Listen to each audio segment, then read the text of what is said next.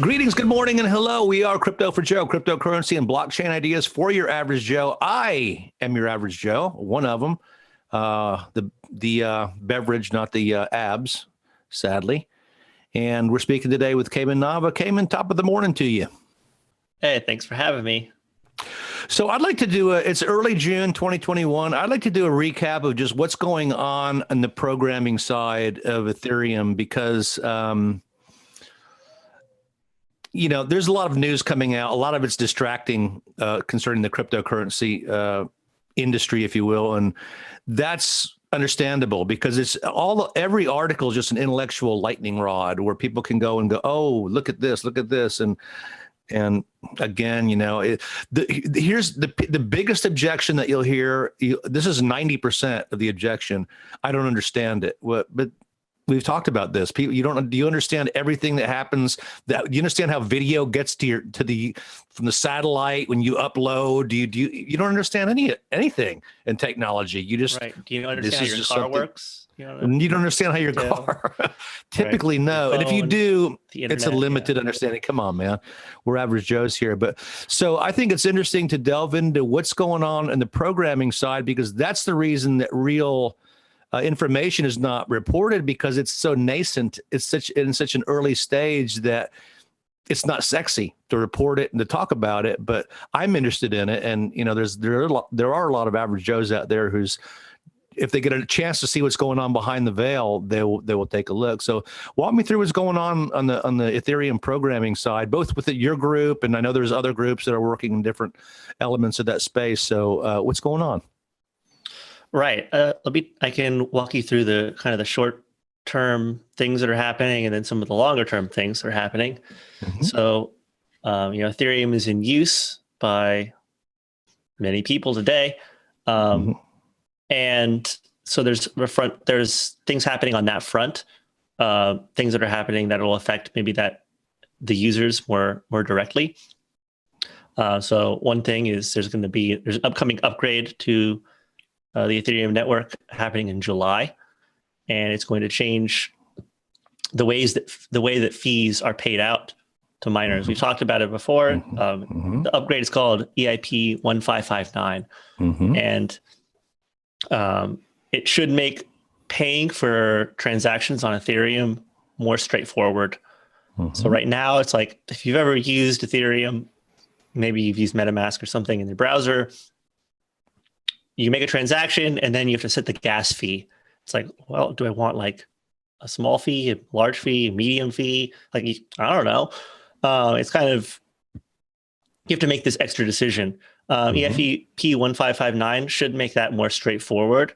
In most cases, you can just make the transaction and the fee will be set for you behind the scenes. So just as a user, it makes things a little easier. And then as an investor, it should make things a little nicer because a lot of those fees will not be burnt instead of being sent to miners. So right now, miners, they've got expenses. They're getting Ethereum rewards, and then they're selling it immediately to pay for their expenses. So if we're burning that money instead of it being paid to miners who are selling, there may be, over the longer term, less sell pressure from that. So that's just one thing. Another thing that's coming out, I'm working on the Ethereum consensus layer, what was previously called ETH2, but really Ethereum ETH2 is ETH. So we don't really say ETH2 anymore. It's just the Ethereum consensus and then Ethereum execution. This has been a multi-year project to really upgrade the core of Ethereum. And it's not something you do just overnight. This is the ETH2 effort, or the Ethereum consensus upgrade. We started basically a parallel network back in December. And the goal is to eventually, move existing Ethereum onto these rails. And so this parallel network is about to hit its first upgrade. It's still parallel. It's not really connected to the Ethereum that users know and love today. But we're getting used to upgrading this thing behind the scenes. So it's called, the first upgrade is called Altair, and it's scheduled to happen within a few months. And all of the teams are starting to get to the point where we're about to put together a test net in the next few weeks.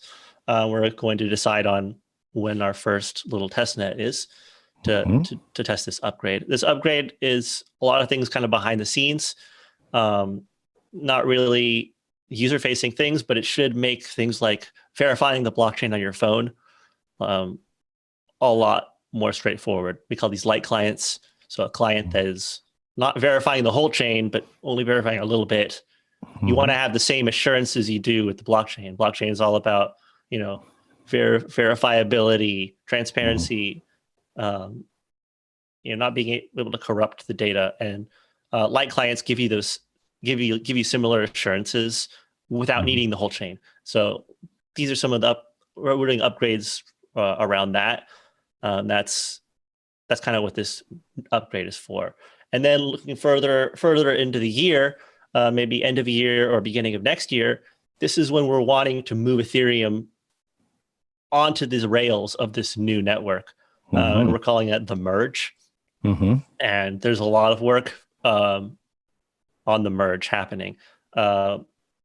Last month, I believe it was, there was a hackathon effort to prototype out the merge, and it ended up being very successful. We were able to successfully show an Ethereum testnet running on the Ethereum 2 consensus. So basically we got a prototype of the merge running and working. So a lot of it now is like productionizing the code, getting a lot of the details put together. But the rough idea conceptually and even the prototyping engineering effort is already underway. And that's a really exciting one to look forward to, because with that, on like the investor side, we can reduce the issuance of ETH by a lot. We pay miners a lot of money, and we can pay validators in proof of stake a lot less. Right. So that's one thing. Better for the environment. Right. It's also just better because we're not more burning efficient. a lot of electricity. So it's just working smarter.